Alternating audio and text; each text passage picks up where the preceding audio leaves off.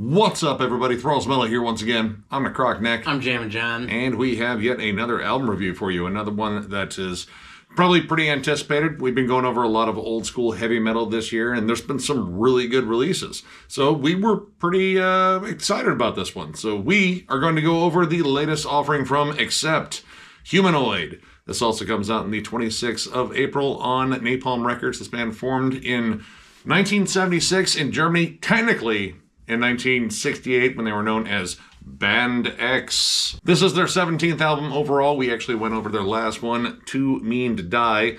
And honestly, I thought it was, pretty solid. This band's kind of had like a rocky history, multiple frontmen. Udo Dirk Schneider, Doodle Sniffer, whatever.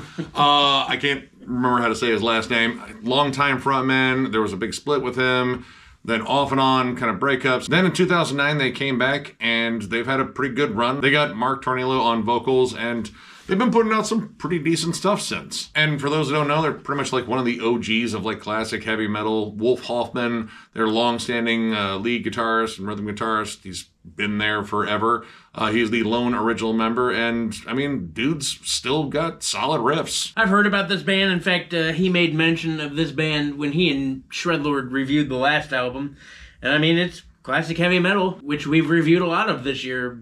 Judas Priest, which was a banger of an album. Saxon, which was a banger of an album. And so naturally, I figured we'd jam this because this had potential to be a banger of an album. And it's an album. It is. It is definitely an album. I'll be honest, like going through this album, I kind of had my hopes up a little bit because, Too Mean to Die, I thought was a pretty decent album. Like it brought kind of what I expected from them, like just solid riffs, straightforward heavy metal grooves and harmonies.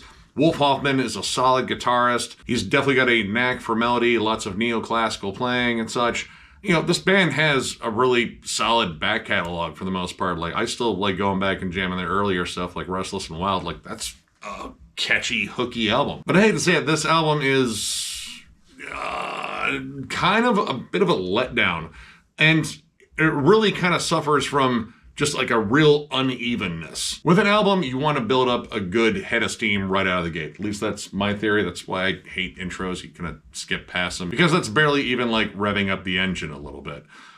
This album, unfortunately, it doesn't build a big head of steam and it kind of loses a lot of steam throughout. The opening track, Diving Into Sin, is kind of a like, middle of the road heavy metal track. Yeah, I mean, it had potential right out of the gate. That Middle Eastern melody in the very beginning, I thought like, well, this is kind of cool. And then it had a groovy stomp, and I was like, well, this is kind of cool.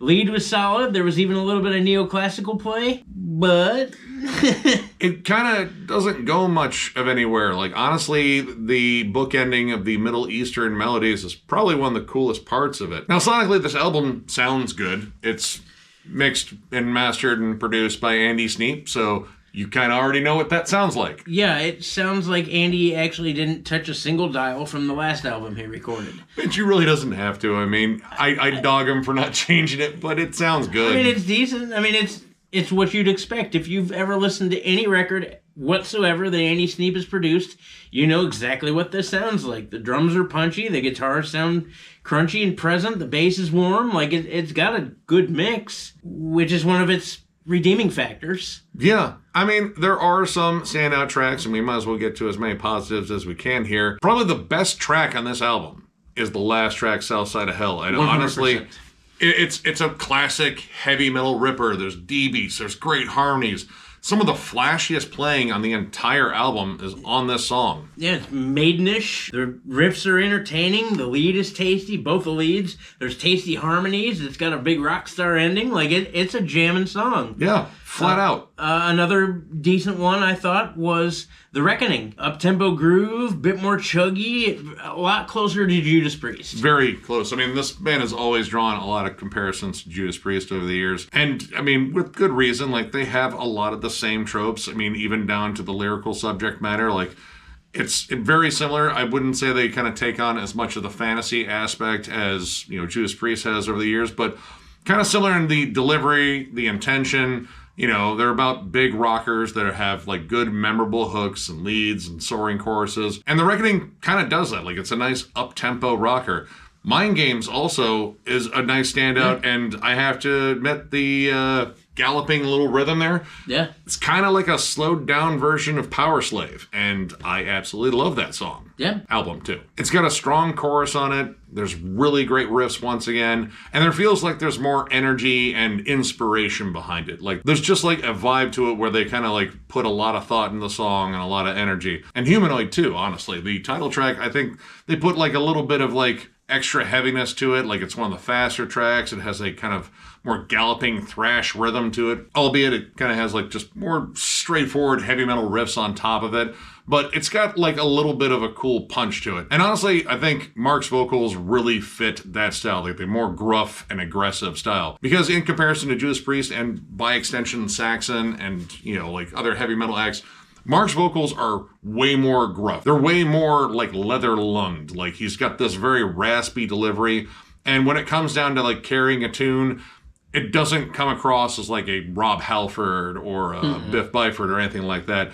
It's, again, more like, kind of AC/DC-ish. Yeah, right off the rip, like pretty much from the moment he first opened his mouth, I immediately heard Brian Johnson of AC/DC. Yeah. Like, immediately. Well, he does take a little bit off of it for the ballad Ravages of Time. But, yeah, like, for me, when it comes down to classic heavy metal, I generally look for a vocalist that kind of carries over all the riffs and all the melodies. And Mark has his moments on here where he sounds stronger, like The Reckoning and South Side of Hell. But for the most part, like, it feels more like along the lines of, like, bar rock. And occasionally the music does kind of match that vibe. Now, still continuing along to speak of Judas Priest, the song Unbreakable definitely has an epic start. It is more upbeat. But then, speaking of Judas Priest, not so much breaking the law, but unbreaking the law. Literally, I was kind of humming the riff to Breaking the Law on top of it. And it kind of fits. Like, it's kind of like just a standard Judas Priest sort of mid-tempo song. You also got a little bit of that on Frankenstein, which is a song about Frankenstein that sounds very Judas Priesty and has kind of just a goofy chorus on it. I had a lot of issues with some of the choruses, and part of that is due to the fact that sometimes before it, there's a pre-chorus. In fact, they do a pre-chorus pretty often. But half the time, actually, if not half the time, most of the time, the pre-chorus actually has like a better, more memorable melody than the chorus, which is just mostly a refrain of the song title, which I know Judas Priest does that a lot too, and it is kind of a knock. But their choruses are more memorable for being like epic and, you know, you want to sing along with them. Frankenstein has some of the most ridiculous backup vocals on it though. Like there's just this little hey after like every word, I think. I mean, if it's dollar beer night at your local bar, this is definitely a fist bumper with the hey. Yeah, like I feel like a lot of these songs were designed for the crowd to sing the songs back to the band. Like they put the mic out. All right, there we go. You got it. You sounded great. Same thing with Nobody Gets Out Alive. That song is 100% scream back to the band. It is a fist pumper. The joint is popping. Everybody who's 55 and older that still has their original knees is on the floor, moving and grooving. Yeah, by the joint is popping, they mean the hip. The song is kind of like Twisted Sister-ish. It's got like a lot of major chords in it, and it feels lighthearted. But, like, the song is about, no, everyone's gonna die. I don't know, like, it feels uneven. And that's, like, a big issue on here is, like, I feel like this whole album is kind of like a grocery list. Like, they went to the grocery store to get everything they believed they needed to make another Accept album, and they kind of forgot to see if, you know, the items were expired or not, because some of this just feels really phoned in. And speaking of grocery lists, when this album gets bad, it gets really bad. Like, Straight Up Jack. That is literally Lemmy's grocery list they're reciting. Like, it's just about booze and just flat out, like, AC/DC cock rock. And, like, dude, I can't with that song. Like, who wants to sound like AC/DC anymore? Like, I don't get it. Like, the song is just sort of flat. And it's so stock. That song made me want to never drink again. And I think that's like the opposite of the desired result there. But I don't think it was nearly as bad as Man Up, which Man Up, it's an AC/DC song. Like, there's no way it's anything else. It sounds like it could have been an AC/DC B-side on any one of their albums because they all kind of sound the same. Now, I just ended up writing a song as old as time, AC and the DC. There's really nothing to it. Like, it's a very stock song, and that was one of my big issues with this album is when it's good, it's pretty damn good, but it's not good that often. There's a lot of stuff in here that just feels like, yeah, we kind of threw this together because, you know, it's got a familiar riff, a familiar kind of hook, and the distance between like the good songs and the bad songs is about as wide as the Grand Canyon. Like, you can feel the energy when they're on it, when they feel inspired. And then when they're just kind of phoning it in, yeah, no, you really feel that too. Yeah, it's like they put the good songs in there just to help you maintain your attention. Like, you get through 4 or 5 songs, and you're like, all right, dude. Like, Ravages of Time, I won't get that time back.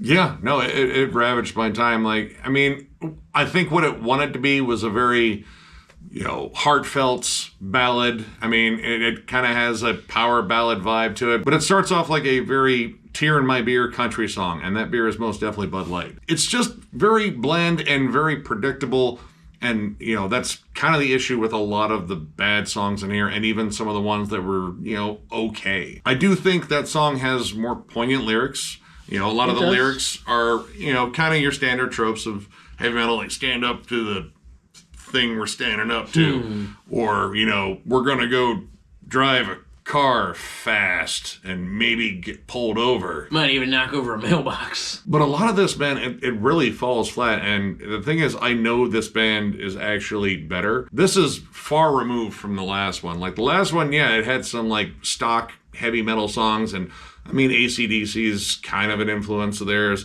I mean, this is the band that wrote Balls to the Wall, which for years I thought was an AC/DC song. Yeah. I did too. And then, you know, someone's like, oh no, it's this band Accept, and it's on this album called Balls to the Wall. And then I looked at the album cover, I was like, okay, that's a interesting choice. But yeah, like a lot of this, like it has just enough of like the classic hooks in it to kind of keep you interested. And a few songs in here I think that are really good, but the rest of this, it feels just very lackluster. Like, you know, they wrote an album to write an album. I don't know if this was like contractually obligated, like they were being pressed by the labels, like, hey, you put out an album a while ago, it's time to put out one.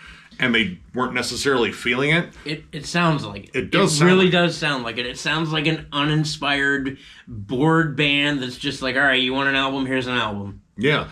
And I know like some of their earlier albums with Mark on vocals have been, you know, much celebrated. Like, I know people really love those. I'm still going to eventually get those. But this one's kind of a dud, honestly. Like, there's a couple of tracks I would come back to, but for the most part, yeah, not great, not acceptable. I know, I had to do it. So overall, I'm going to give this 2 stars. It's pretty underwhelming.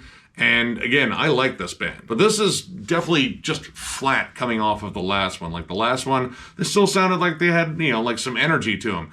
And I don't think necessarily age is an issue here because, again, we have old bands coming out with like really solid work here. So like, I think this is maybe just a matter of like inspiration. Like, this just feels flat. Like they kind of tried to check off every box. Like, all right, do we have an AC/DC-ish song? It's like, hey, we got 2. Okay. Do we have a ballad? Do we have a banging closer? Absolutely. Yeah. And, you know, a lot of it just feels just kind of stale and flat and, you know, like been there, done that, and here you go. Here's the new album. That's kind of how I feel about this one, which is disappointing because I did have some higher hopes for this. But, I mean, honestly, if you're a longtime fan of Accept, you're still going to find some stuff in here, I think, that is pretty good, pretty acceptable. But honestly, this band has done better. Like, I would recommend checking out, you know, the new Judas Priest and, you know, the new Saxon over this one, but still form your own opinions, check it out. You know, who knows, you might really dig this one, but it most definitely was not for me. I'm also going to give this 2 stars. I was told that this was a classic heavy metal band like Judas Priest and Maiden and, a bunch of stuff that I really like about classic heavy metal that I've found myself really getting into over the years, especially since we did our Judas Priest ranking, and I thought, this was going to be great. It kind of missed the mark, I'm going to be honest. There were definitely 3 or 4 songs, probably more like 3 for me, that I thought were really good. The last track is a banger. If this album had been full of more songs like the last track, my rating would have gone up quite a bit. It actually pisses me off. The last track was so damn good because it was like, dude, where was this on the rest of the album? It could have been better, and I refuse to accept the fact that it was as bad as it was. But I know these guys are talented. You can hear it. There is some great musicianship here. I can tell they know how to play their guitars. Oh, yeah. I can tell that they know how to play leads, especially with the neoclassical flashiness that was in the first track. But I found myself to be kind of bored, to be honest. I've heard this before. I've heard AC/DC before. I've heard their 4 songs. Although now with Man Up, they might have 5 songs. I don't know. Ravages of Time, the ballad, I know what they were trying to do. And again, the lyrics, if you listen to them, are very, well put. It's about getting older and, that you don't have a lot of time and time has been ravaged by the world and, whatever. It seemed like they were on a great path, but that song was a straight no. If you've been a fan of this band for a while, you're probably still going to like a few things in here. This being my first real introduction, it just kind of missed the mark for me. Check this out again for yourself. Like we always say, form your own opinions. What the hell do we know? We're just 2 douchebags sitting in a basement reviewing albums. Please check it out for yourself. You might like it. So, if you enjoyed this review, give it a thumbs up. And if you are new to the channel, subscribe because we do stuff like this all the time. We are also on Patreon. If you'd like to help us out there, there's a link down below to thrallsmetal.com. Our Patreon link is there. It is also on our channel down in the bottom right-hand corner of our banner. But if you're looking for Thralls Metal stuff, you have to go to thrallsmetal.com. We have new shirts and old shirts. The old shirts are discounted, provided we have your size, and we even have hats too. So if you're looking for any of that stuff, click the link down below. And as always, tons of stuff going on at Thralls of Metal, whether it be album reviews or discography rankings or states of metal or is this band heavy or is it not? Whatever the hell that thing is titled. I was close enough. Yep, tons of stuff going on. You're going to see us doing things like an MDF something or other live stream with a bunch of friends of ours. That'll be a good time. And of course, we're going to go to MDF, which is going to rule. I can't wait. Yeah. But tons of stuff, tons of content coming, and we do it all for you guys because we genuinely appreciate you. We thank you so much for everything you do for Thralls of Metal to help make this into something a lot bigger than we ever thought it would be. Yeah, it's been amazing doing this. It continues being amazing, and that is large in part to you guys. Thank you so much for literally everything you guys do. It means the world to us. So one more big thank you because you guys are awesome. Thank you. And we will catch you later.